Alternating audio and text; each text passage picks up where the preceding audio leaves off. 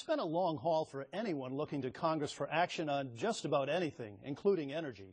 Bipartisan gridlock has ruled the day on Capitol Hill, but that's not stopping legislative leaders like Fred Upton, the Michigan Republican who chairs the House Energy and Commerce Committee. He's still fighting battles over energy issues like the Keystone XL pipeline and liquefied natural gas exports. And he thinks the prospects for action may be better now than ever before. I sat down with him on the Hill the other day. Fred, your committee has just passed a bill that would expedite the Energy Department's approval of LNG exports to other countries, including to Ukraine and Eastern European countries. What signal are you trying to send? Well, this is, as we've sat down, earlier this week I sat down with the Hungarian ambassador of the United States, but whether it's Poland, whether it's the Czech Republic, all of those nations, I mean, the signal that they are waiting to see is what can the United States do to help them stop the Russian aggression.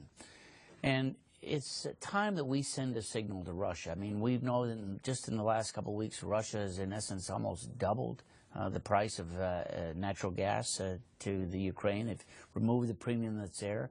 They're looking for help. They're looking for a lifeline. In the meantime, we've got nearly 24 applications that have been sitting at the Department of Energy waiting for the approval. Even once they approve it, it still goes to the Federal Energy Regulatory Commission, FERC, to try and make a decision.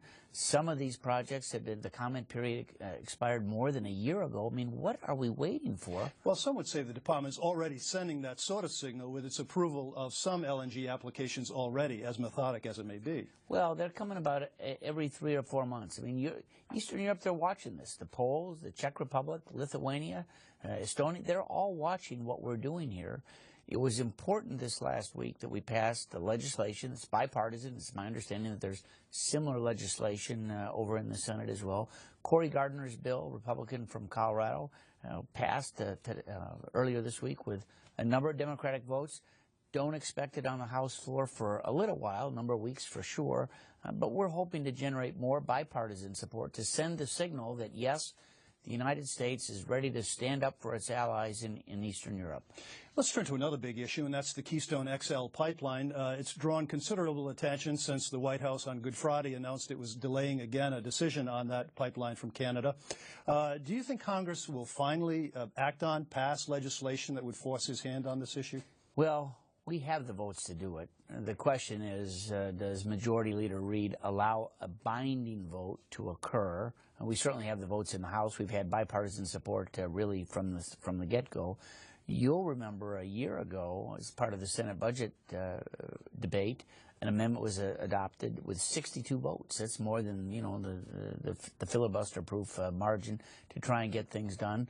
I'd like to think that the Senate would do something more than just a sense of the Senate resolution. I mean, do something really meaningful and do it on a bill that actually gets to the president's desk. Well, I know what your hopes are, but I mean, when you look across the Hill, what sort of calculus do you see? I'm not very optimistic about the Senate doing something that's binding to get this thing done.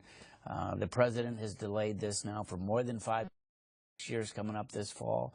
Most of all the studies, the route's been changed, the work has been done.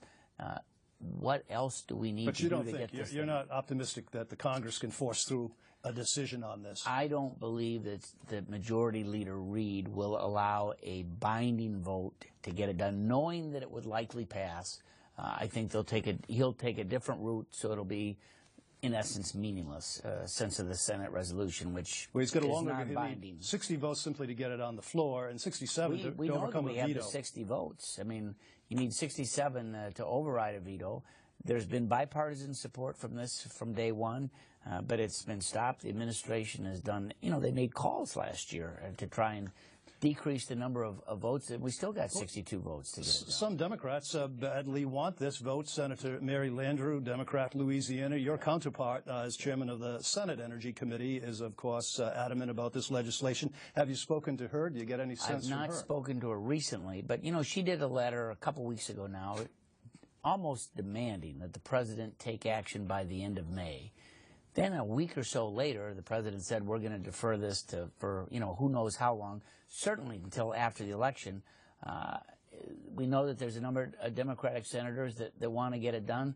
to me, this was another slap in the face of trying to get it done. Are there other issues on which you and Senator Landrieu might work as the chairman of the energy committees? Well, there are. Earlier this week and on the House floor a couple weeks ago, we were able to pass a number of bills relating to energy efficiency issues. And they were all bipartisan. Good work in our committee, and then again on the House floor.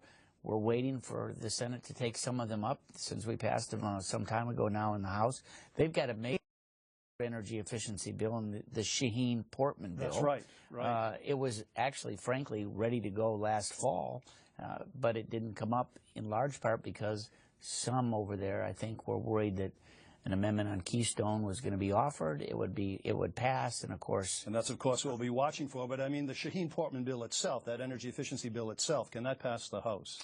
I think that so what we've done in the House is we've taken elements of that. So there's smaller versions, smaller parts of that. And again, the bills that we did this week, energy efficiency for schools, we had a tenant Energy Star proposal that passed. A number of those things, yeah, they can pass, and with a pretty strong bipartisan vote. One other bill that you're keen on these days is one involving cross-border construction of energy infrastructure from Canada to the United States.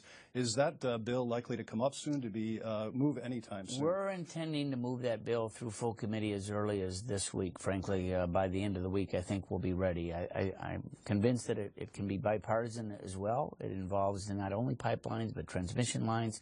We've made a point to say that this does not apply to Keystone. We've had that debate. We know where the votes are. We don't want to, dredge up old stories on this. This is a look to the future, and I'm convinced that we can get it done. What about the Senate? Well, it's my understanding that Joe Manchin and a few others perhaps are very interested in seeing this get done. So again, this is an area where I think that we can work on a bipartisan basis, really looking at the energy needs of the country, looking at an architecture of abundance. We know that today, and you know this better than anybody else, look at where we've gone in the last number of decades in terms of energy. We can be North American energy independent. We can do that, and particularly when you look at what's happened in Venezuela and other places, hey, let's use Canada. Fred Upton, the